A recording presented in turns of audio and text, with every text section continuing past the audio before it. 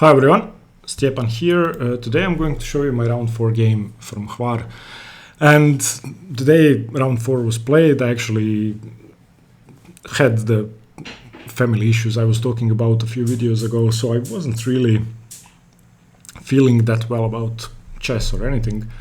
So I wasn't fully concentrated. Still, I prepared a lot and I tried to do my best. So this is a FIDE master I'm playing. I actually know him, and we played a couple of Blitz games a few years ago in Blitz tournaments in our club. And I remember beating him a few times, losing a few times. So, you know, the game could go either way. He's very experienced, especially in technical positions and in the endgame. From what I could see in his games. I couldn't decide whether to play e4, d4 or the London system. In the end, I decided to go for the London because I wasn't sure what he was going to play against d4 or e4. I wanted to be as prepared as possible. And I got a position I knew well. He played the old Indian setup and then transposed to a King's Indian setup. This I've played many times, and this is a position you can see in probably 20 videos of mine. He started a6 here, which is a bit strange. You either go c5 or you go b6.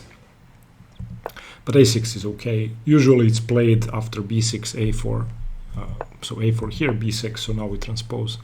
Knight bd2, bishop b7, c3, e5, all very normal.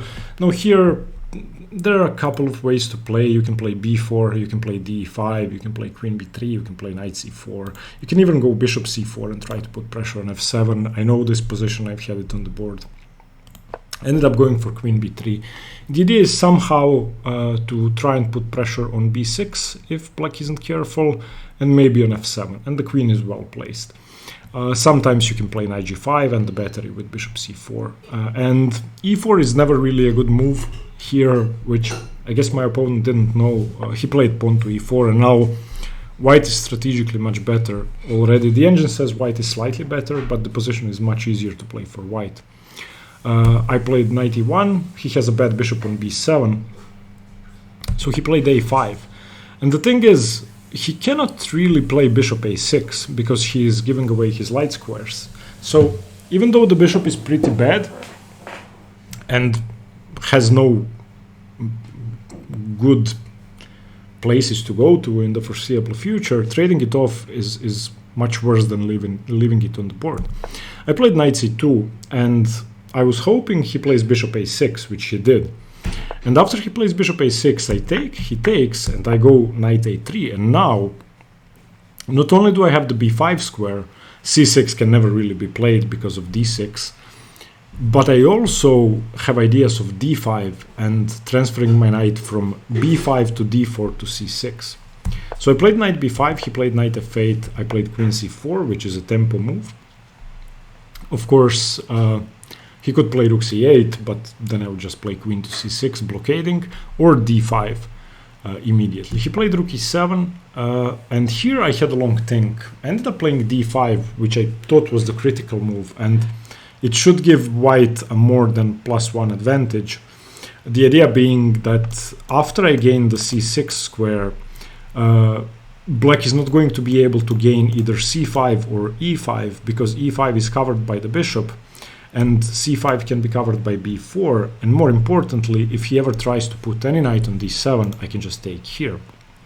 Also, after rook e7, I played d5. If, let's say, I don't want to take the pawn straight away, let's say he has another move, and here I just wait, and now he plays here. I also have ideas of pawn takes, or of knight takes, or bishop takes in some positions. Not here, I didn't set it up correctly, but at some point. Okay, so anyway, I ended up playing d5. Knight d7 is impossible because of what I just said. He played queen d7, which I think is the best move. I played knight d4. I also could have started more slowly with knight to b3 and just getting both knights into perfect positions like this. But coming back to this position, there was actually a more precise way to play with an even greater advantage, and that was b4. Now, this pawn can never be taken. If a b4, white wins on the spot, basically. there is no way to defend the c7 pawn. Eventually the pawn is going to drop. If he tries queen d7, for example, defending once, and then rook fc1, and then rook c8 can never be played because of this. And the rook is hanging, so basically he loses the pawn. So against b4, he would have had to play something like queen d7. You know, ba5, and simply queen e2, preparing c4, would have given me a significant edge. For example, let's go knight e8, c4. It's very hard to suggest a move for black in this position. c6, I don't think is a good move. It weakens the d6 pawn, even though it's defended now. I don't think that's playable. e4 is loose. I mean, if you play f5, then okay. So b4 was more precise, but I played d5, and I still have a very good position. He played rook e8. Here again, b4 was good. b4 was much better than what I played. I jumped into c6 straight away, and he played queen f5, threatening to win a pawn, so I had to go back to d4. If the pawn is taken now, I can take on c7. And I think he should be lost in that position after queen d5, queen c7, because he has two pawns hanging, and I don't see a way to defend them, a normal way to defend them. So he played queen to c8, not to d7. Now I could have repeated or played, well, in a more straightforward way with knight b5, just putting pressure on the pawn, and maybe rook e7, and now queen c6 just blockading and getting the other knight into a good position. I thought that was the best way to play for a while, but then I started calculating b4, and I ended up playing b4, which isn't a bad move, but the follow-up I'd prepared, which I'd calculated in advance, isn't as good. So after b4, again, he cannot take, because if he takes, I just dominate his entire position and c7 falls. So he cannot take. He plays queen b7, which I knew he was going to play. I go knight c6.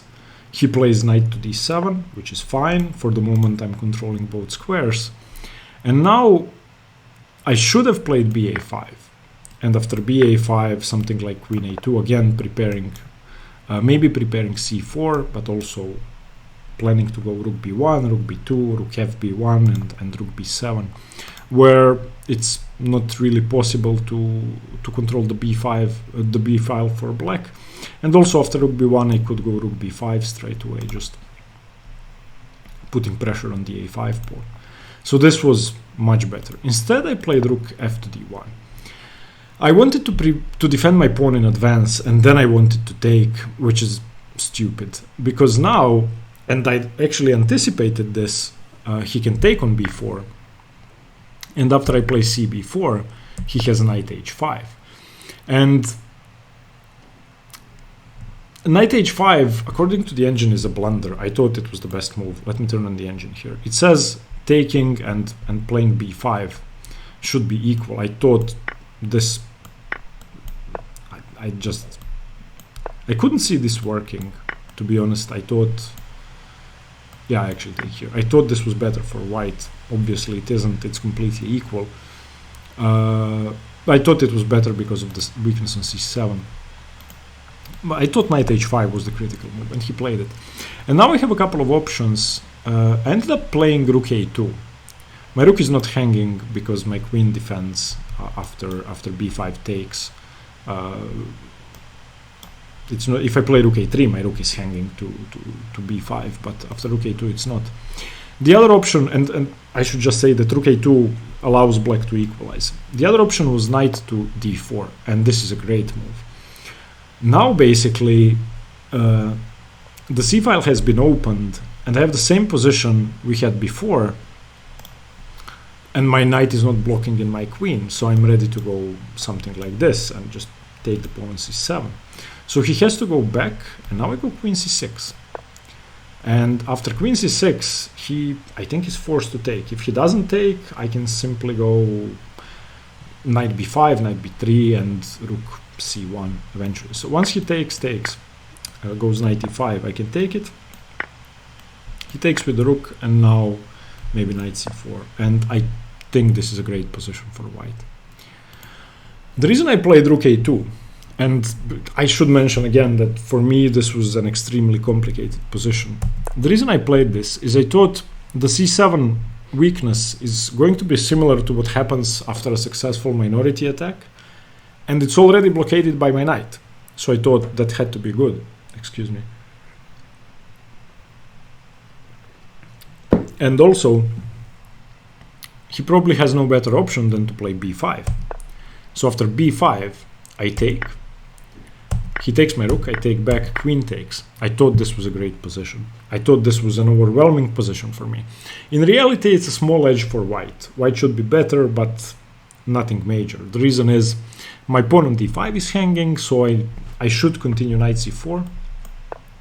And after something like, again, it's hard to find a move here, but let's say bishop to f8, just rerouting the bishop, defending the pawn, maybe rook to d4, maybe knight back to f6, maybe queen to a5, queen to b7. Now I cannot play queen a7 because rook a8 is mate and I lose my queen, but I could probably go queen a4, just putting pressure on the knight. In this position, if rook a8, I can just go knight a5.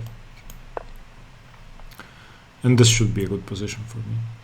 Instead, I blundered. And before playing rook a2, I saw this, or excuse me, before playing b4, I saw this position in my head, and I intended to play queen c4, and I thought this was a great endgame for me. It's a dreadful endgame for me, and I'm much worse. The engine says almost -1. I would say practically it's even more. So I take. The reason being, I'm giving up the a file, but not only that, if I don't give up the a file and try to hold it somehow, then my pawn is going to be weak forever after knight f6, knight b6. So I played g4 here, chasing the knight to f6, and I should have continued g5. G5 means that, well, firstly, after g4 I'm not hanging mate. After g5 there cannot be two attackers on d5. So this was the way to go. After knight e8 I can go h4 and then slowly do something like this and it should be okay. Instead, after g4, knight f6, I went knight a5. And after h6, preventing g5, I just went king g2, and now I'm worse. And basically what my opponent wants to do is this, put pressure on the pawn, and I need to find a way to compensate for that with my rook on a1, which is what happened. And I managed to have an equal position after that. But, okay, king h7, bishop g3. What I should have done here is simply given up the a file with knight c6 to prevent rook b8.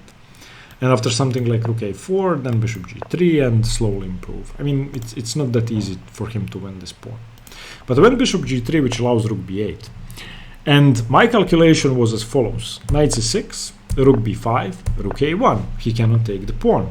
And he cannot take the pawn. If he takes with the rook, then I play rook a7 and white is actually better here. If knight e8, I go rook a8, he has to go knight df6 and now simply rook c8. And at some point something is going to drop. Let's say he goes rook d1, I can just go, I don't know, even knight d4. And this is a great position for me.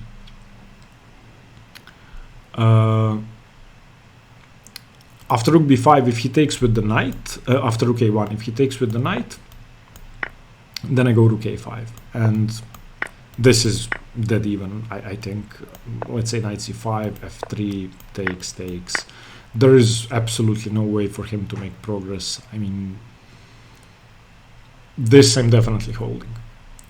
One interesting option I should mention is that in this position, instead of rook a1, I briefly entertained the idea of playing bishop d6, where if he takes my pawn, I think this is just equal. So he cannot do that. And if he takes my bishop, Then I take back. And again, if he takes the pawn, I actually would like to be white here. I don't know. I mean, I'm a piece down, but I have this pawn. I don't think I can lose. 2 extra pawns for the piece and all of his pawns on the same side. I actually didn't check this with the engine. Let's see. The engine says -2, so black is winning. So my idea was completely incorrect. So black should be able to win this. I didn't think that's possible. What I thought was he should play rook b6 here, not trade rooks. And I thought I was just a piece down for nothing, but the engine says this is a draw. Okay, in any case, I was looking at bishop d6 for a while, but then I realized that rook a1 is just equal. I missed his next move. And my position was still equal after that. He played knight b6, but it wasn't an easy kind of equal for me. So this I have to take. So takes, rook takes. If he takes with the pawn, I take on d6. Rook a5. Rook a5 is a good move. I have to defend my pawn. And I'm going to be a pawn down, but I'll have a lot of compensation. And I was correct. I managed to calculate this after he played knight b6. So he takes here. And this is equal. I have to play f3 and play this slowly. Here I have 2 moves. And I chose the wrong one. I actually thought b5 was the best move, because it forces the rook to b6. If he doesn't play rook b6, if, for example, rook c2, then I can just play b6 and we can agree to a draw, because there is no way for him to hold, to win. So if takes here, I could probably take either way, I don't know. Let's say I take with the rook. This should be equal. A much better move was rook b5. And this I didn't consider enough. So for example, bishop c3, rook b7. If he tries rook c4, I have b5. And after something like bishop a5, I can go b6. And if bishop b6, then bishop d6. And again, this should be equal. For example, g5, bishop g3. Again, I don't think there's a way for him to make progress or win. Instead, I went b5, as I said. He played rook b6. I played f3. He played bishop c3, which I'd actually expected. I take on e4. And this is now an equal material endgame, but there's a problem. If I can play e5 at some point, for example, if black does nothing, and I play e5, then that draw immediately, because he has to take, and then I take, and he takes, and I take, and this is a drawn endgame. The problem is he plays f6, and I tried to play h4 g5, because again, if I can sack a pawn with, for example, h4, king g7, g5, takes, then again e5 is equal. The fact that he has 2 pawns on the g file doesn't matter. Unfortunately, after f6, h4, he played g5. And now I should be slightly worse. Not much worse, but I should be worse. I took. The best move should be h5, but I saw no reason to leave extra pawns on the board. Now I see it, that I've played the game. It closes down the h file, so there's no counterplay on the h file. But he took with the pawn, with the h pawn, king f3, king g6, king e2. And one trick that you should be aware of is that after king f7, king to d3, if he plays bishop b4 and tries to block the defense of my b pawn, after let's say king c4, bishop c5, I just take rook c5 and I'm winning on the spot, because dc5, bishop c7, rook b7, b6, and black resigns, king e6, king c5, and my next 2 moves are these, and it's game over. The pawn endgame is also winning, of course. Yeah, because here he needs to... He's getting mated. This is a well-known team. For example. So after king d3, he played bishop a5. And again, even though it's equal material, I have a bad bishop, and it's a very bad bishop. I played rook f5, which is okay. King e6, and here I blundered with rook d5. I didn't want to bring my king too far away from the king side, which is nonsense. So first of all, had I played h5 instead of hg, I would have played king c4 here instantly because there's no counterplay on the king side. That's one thing, and there is no way for him to make progress. Absolutely no way for him to make progress. Still, I should have played king c4 here, because if he tries to go around with, for example, rook h8, I simply go bishop e1. And if he plays bishop to b6, now I have a good bishop, and his bishop is not particularly good. And if he trades, of course, this is an equal endgame. If he tries rook h4, I go rook g1, rook h3, king d4, or king d3, and equal. Instead, I played rook d5. I wanted to keep my king close. He played rook b8. I played king e2, which is even worse. Again, king c4, rook a8, king f3, bishop b4. And again, the idea for him is to play rook b8 and then bishop to c5. So I played rook d3 here. He played rook b8.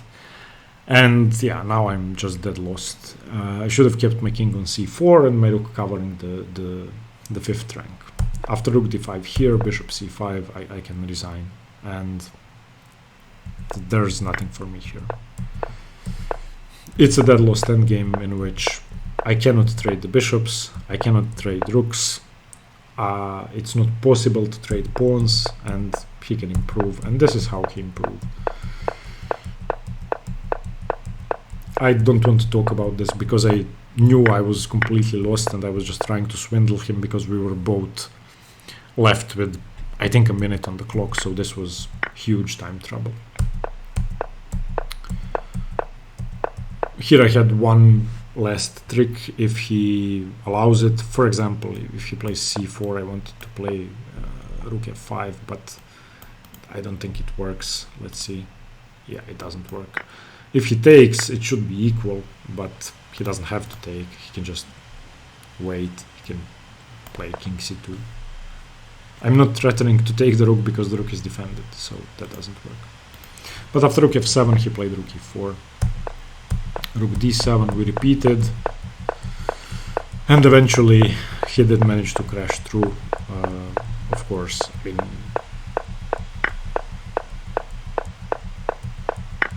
I knew I was lost, but we are with a minute on the clock, so here I resigned. No, this is move 99. I resigned on move 100 here after g3. So I don't think this was a good game. I played a good early middle game, and I think d5 is a great idea. And I think I outplayed him in the early stages because I was very close to winning. But then I played really poorly. Queen c4 is the blunder which cost me the game. I mean, had I kept the queens on the board, I just have a better position. Anyway, as I said, I wasn't really concentrated fully. That's no excuse. I should have just left the tournament and said to the arbiter that I don't want to be paired because I wasn't fully focused. I decided to play, as I said, because I'd already paid for accommodation. So, yeah. Let me know what you think about this game. I think it was interesting despite playing a really poor endgame and trading queens. Thanks for watching. Stay tuned for more chess. Bye-bye.